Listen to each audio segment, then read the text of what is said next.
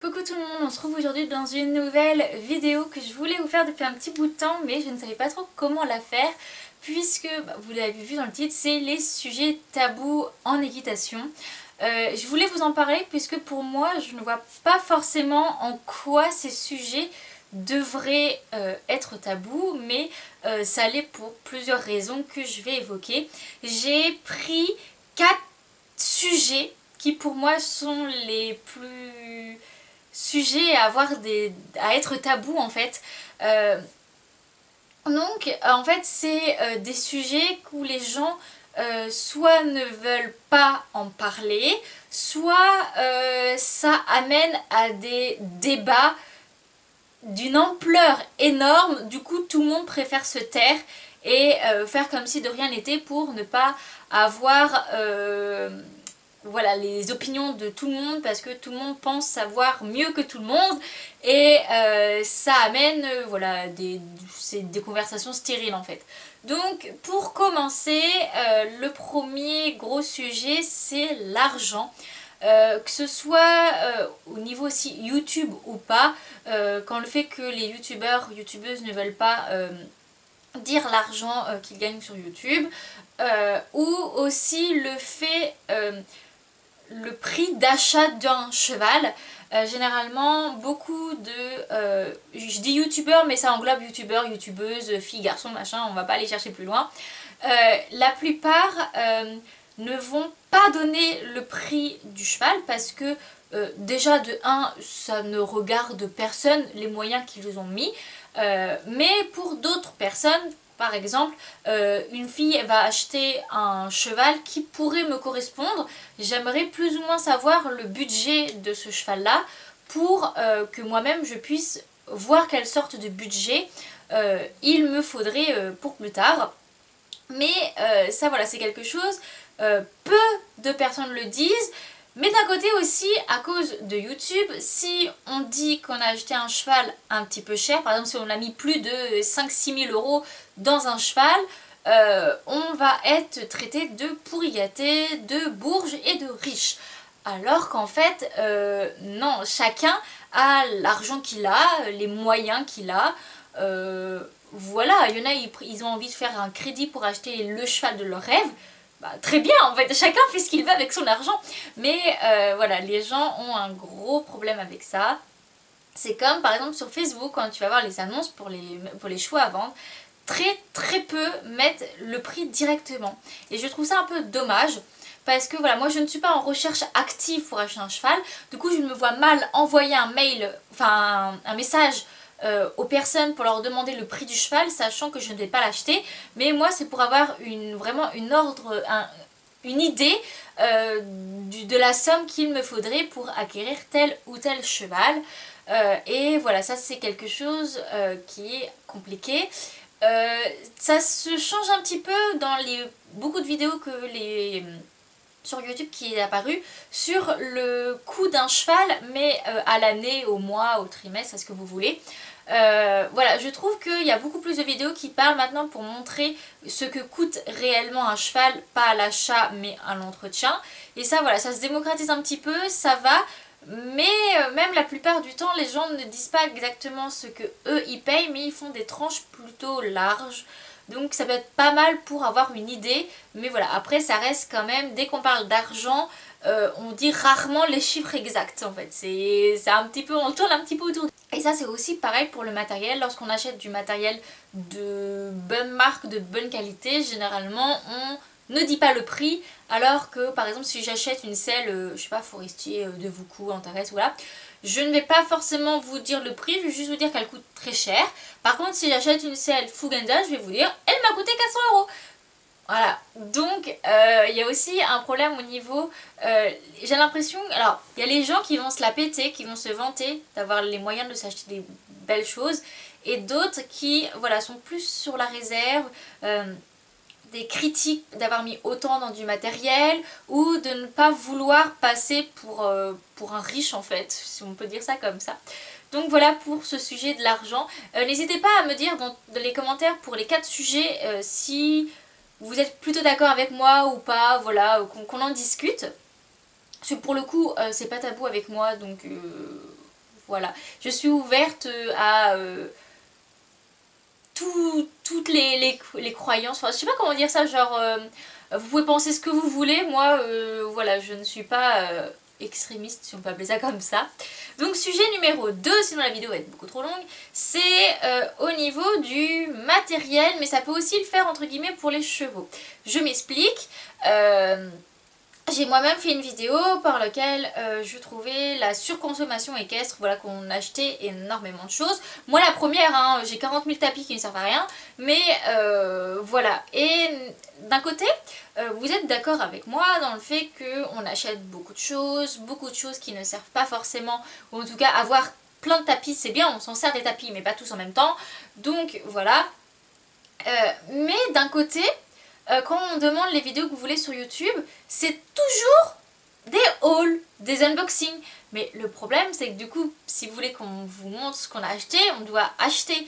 Donc acheter encore des nouvelles choses. Donc ça, c'est un petit truc contradictoire. Et c'est aussi, bon, c'est pas mon cas, enfin que moi on me demande beaucoup quand est-ce que je compte acheter mon cheval. Mais c'est par rapport aux personnes qui ont déjà un cheval, 2, 3. On leur demande toujours à quand un 4e, à quand un 5e. Mais en fait, vous voulez toujours plus dans l'extrême. C'est toujours, que ce soit dans le matériel, il faut toujours plus. Dans les chevaux, il faut toujours plus. Il faut toujours que ce soit un cheval du coup meilleur, avec des meilleures capacités. Enfin, vraiment, et je trouve que c'est quelque chose, voilà, d'assez contradictoire. Et parce qu'une personne qui va avoir 3 chevaux, on va la jalouser. Oui, elle en a 3, machin, tout ça. Mais d'un côté, vous allez lui dire, et c'est quand que tu vas acheter ton 4e? C'est pas logique, les gars, c'est pas logique. Troisième sujet, c'est au niveau de la condition de vie du cheval. Alors, je ne savais pas trop comment donner de titre à cette partie, puisqu'en fait, ça regroupe la vie du cheval. Par exemple, le cheval qui est en box paddock, le cheval qui est en box, le cheval qui est en paddock, qui est dans un champ, qui est dans un champ seul, à 2, en troupeau, celui qui a des fers, celui qui est ferré des 4 pieds, celui qui n'a que les intérieurs, celui qui n'a rien du tout, celui où... Enfin, vraiment, ouais, c'est au niveau de la condition de vie du cheval, celui qui va être au centre équestre, donc qui va être monté 5, 6, 7 fois dans la semaine, celui, voilà, le propriétaire qui va être monté 4 fois dans la semaine, et voilà, ça c'est quelque chose. Tout le monde pense vouloir, enfin, avoir la meilleure idée, et les gens, il y a beaucoup, entre guillemets, d'extrémistes sur ce mode-là. Mais ça prend une ampleur, je trouve, comme par exemple ceux qui sont sur Paris ou dans certaines régions où c'est très compliqué d'avoir un champ avec un troupeau pour y mettre son cheval, ou enfin il y a des chevaux qui peuvent avoir des trucs spécifiques. Par exemple, un cheval qui est extrêmement dominant, on ne peut pas l'insérer dans un troupeau comme ça, où il faut trouver des chevaux moins dominants, mais si les troupeaux sont déjà faits, enfin il y a plein de petites choses complexes, et le problème c'est que ces personnes-là se font critiquer, mais dans une ampleur de folie, parce qu'ils ne respectent pas les points fondamentaux du cheval, tout ça.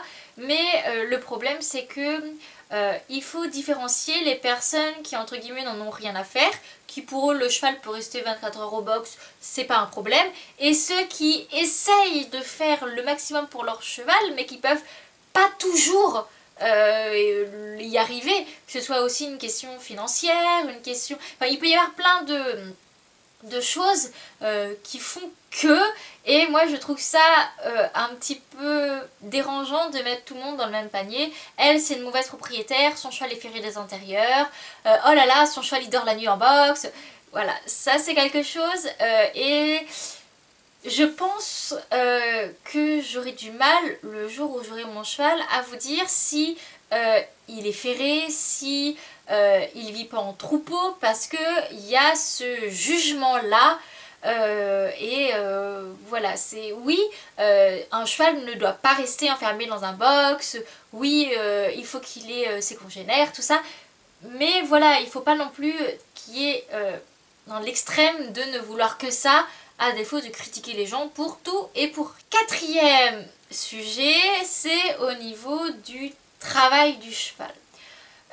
Monter dessus, déjà rien que ça, il y en a, ils sont entre guillemets pas contre, mais un cheval n'est pas fait pour monter dessus. Donc il n'y a rien que le fait de monter dessus. Il y a le fait du débourrage, à quel âge on débourre un cheval, comment on le fait, à quel âge on commence les concours, est-ce qu'on fait les cycles, est-ce qu'on attend qu'il ait 7-8 ans, est-ce qu'on fait des concours tous les week-ends, est-ce qu'on fait des concours, par exemple comme les concours amateurs, où c'est un week-end de 3 jours, où le cheval fait minimum du coup 3 tours s'il fait un tour par jour.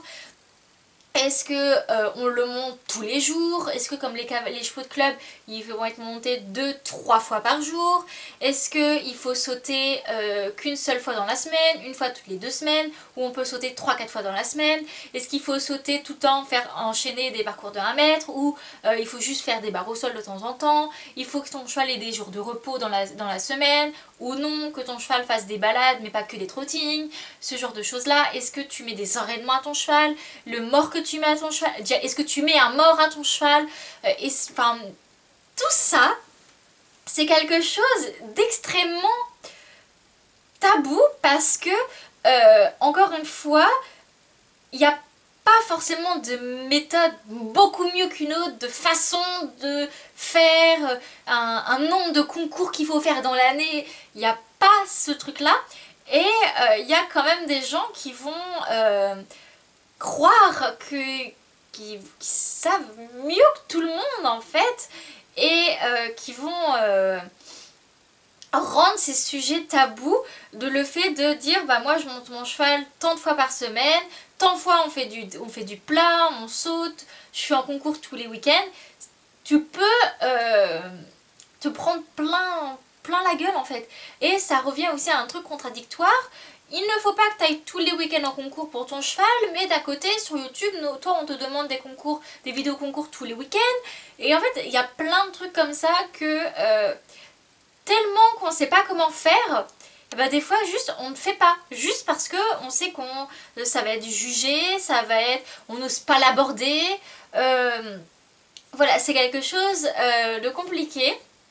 Et je voulais finir par un cinquième que j'ai rajouté en parlant, j'y ai pensé. C'est la vente d'un cheval. C'est voilà, c'est quelque chose très très tabou. Il y a beaucoup de vidéos qui ont été faites sur le sujet. Et comme il y a une youtubeuse assez connue qui est en train de vendre ses 2 chevaux, je ne veux pas que vous me disiez dans les commentaires ce que vous en pensez là-dessus, hein, mais moi je le dis pas. Voilà, juste elle vend ses 2 chevaux et elle se fait critiquer d'une violence parce qu'elle ose vendre ses 2 chevaux.